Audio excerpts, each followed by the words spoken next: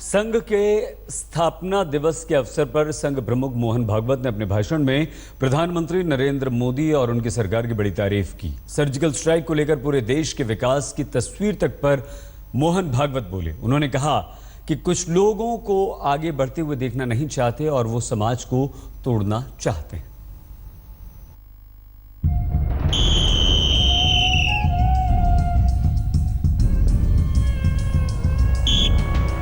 संघ की स्थापना के 90 साल पूरे हो गए और इस मौके पर कुछ नया है। घुटनों पर खत्म होती पुरानी पैंट अब नीचे टखने तक आकर पूरी हो गई है। संघ का रूप बदल गया है। विजयादशमी के मौके पर एक नई वेशभूषा में संघ प्रमुख मोहन भागवत ने जब मंच संभाला तो सबसे पहले मोदी सरकार के कामकाज की तारीफ की। बोले, नरेंद्र मोदी की अगुवाई में देश आगे बढ़ रहा है।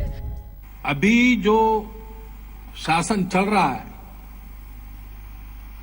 वो काम करने वाला है, उदासीन रहने वाला नहीं। और बहुत कुछ होने को बाकी है। फिर भी जिस ढंग से चले हैं कुछ करेंगे ऐसा विश्वास, और अपना देश अच्छा हो सकता है ऐसा विश्वास समाज के मन में पैदा हुआ है। और जो भागवत ने सरकार की तारीफ में दो शब्द और कहे। सर्जिकल स्ट्राइक को देश के गौरव से जोड़ा। बोले, सरकार की हिम्मत और नीति से पाकिस्तान दुनिया में पस्त होने की हालत में आ गया।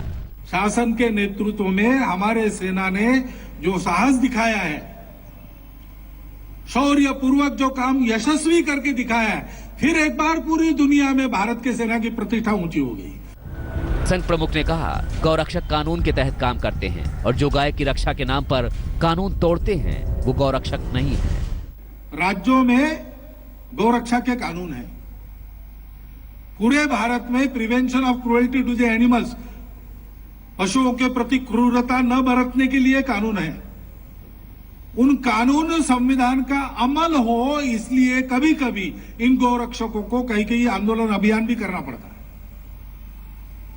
उसको करते समय भी किसी भी प्रकार की उत्तेजना न लाते हुए पूरा का पूरा कानून की सीमा के अंदर रहकर चलने का उनका प्रयास रहता है। उन्होंने कहा कि कुछ लोग भारत को आगे बढ़ते हुए नहीं देखना चाहते और समाज में विभाजन पैदा करने की फिराक में हैं। कि दुनिया में ऐसी शक्तियां हैं जो भारत के प्रभाव को नहीं चाहती, क्योंकि भारत बड़ा बनेगा तो दुनिया समन्वय से चलेंगी, भेदों का तिरोधान होगा।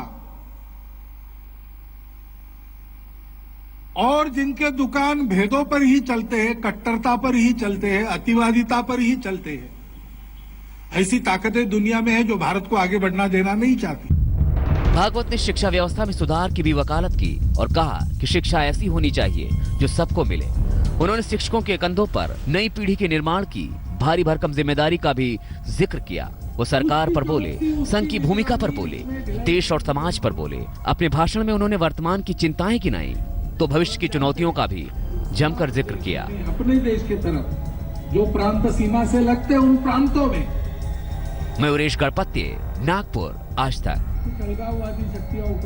हम होते हैं बस कुछ ही पलों में हाजिर। आप बने रहिए हमारे साथ, देखते रहिए आज तक।